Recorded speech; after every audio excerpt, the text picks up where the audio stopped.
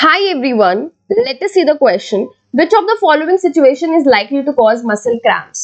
तो इसमें हमें यहाँ पे 4 रिएक्शंस दिए हैं एंड हमको ये बताना है कि मसल्स में जो क्रैम्प्स होते हैं वो कौन से केमिकल रिएक्शन की वजह से होंगे। तो सबसे पहले बेटा वी नीड टू अंडरस्टैंड ये जो क्रैम्प्स होते हैं मसल्स के अंदर they occurs due to the accumulation of lactic acid.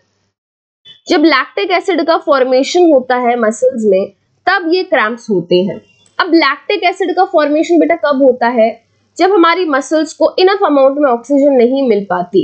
So when there is lack of oxygen in muscle cells तो बेसिकली क्या होता है बेटा, ये जो हमारा ग्लूकोज है सबसे पहले कन्वर्ट होता है पायरुवेट के अंदर एंड अगर इस पायरुवेट को इनफ अमाउंट में ऑक्सीजन नहीं मिल रही, if there is lack of oxygen, this pyruvate will get converted into lactic acid and ये lactic acid accumulate होता रहेगा and इसकी वजह से मसल के अंदर cramps होंगे। So here the correct answer will be option A, glucose getting converted into lactic acid।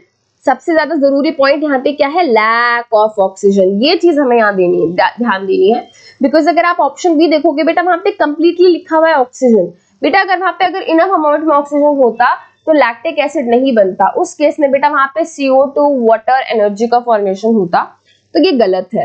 And बेटा अल्कोहल फॉर्मेशन मसल्स के अंदर नहीं बेटा ईस्ट के अंदर होता है, तो ये भी गलत है।